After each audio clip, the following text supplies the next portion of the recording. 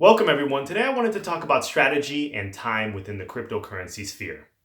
So when I look at my strategy as how I've navigated through the cryptocurrency world and how I view my ADA holdings, a couple of interesting points come up.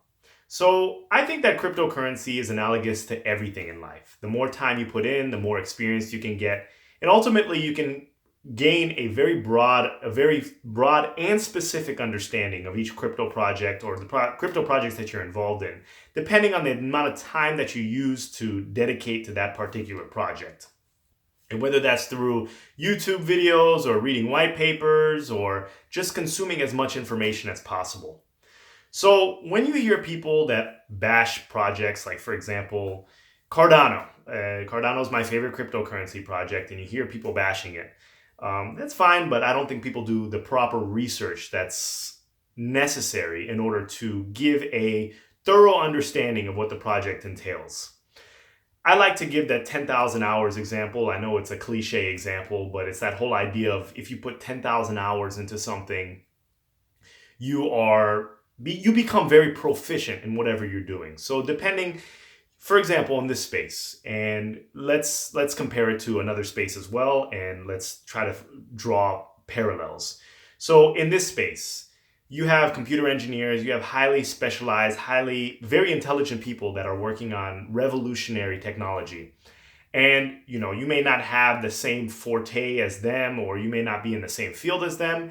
But if you put your 10,000 hours into your certain cryptocurrency project, your level of understanding will be enough to have intelligent conversations with whoever you are speaking with in that particular field. And let's switch it to something else. Let's switch it to a sport. Like if you don't play basketball or you play football and you don't have a propensity towards that sport. But if you train and you practice for 10,000 hours, I guarantee you're going to be very good at whatever you're doing. It doesn't matter your talent level. Everyone starts at slightly different talent levels, but hard work always beats talent, in my opinion. So the same thing is for the cryptocurrency world. So when I look forward to my projects, when I invest in projects, for example, Cardano, you need to have a minimum time frame of that 10,000 hours. And what is 10,000 hours? It's roughly around 14 months. And that's including sleeping time. So if you don't include sleeping time, that's probably a 2 to 3 year time span. And why do I think that this is important?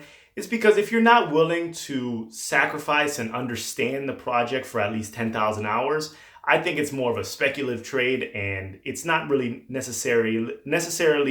doesn't necessarily belong in your long-term portfolio. The projects I invest in, I like to keep them for 10,000 hours at least. And Cardano, I'm planning on keeping it for the long term.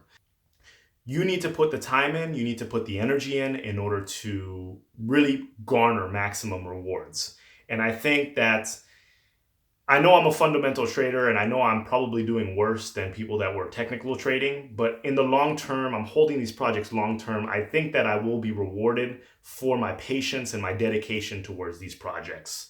So let me know what you think. Let me know what you think. Are you going to put that 10,000 hours into the crypto project? And if not, it's probably best that you invest your money in other assets that may be a little safer, or asset classes that may be a little safer, because really you need to inform yourself of what's going on within the cryptocurrency. You don't have to be a master. You don't need to understand every line in the white paper. It's not really necessary, to tell you the truth.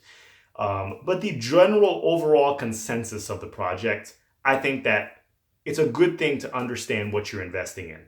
And remember that 10,000 hours is key. So try and see if you can hold these projects for prolonged periods of time. This is not financial advice. Do as you please, but that's my strategy going forward. That's always been my strategy. Let me know what you think. Please like, comment, and subscribe. And until the next video, thank you.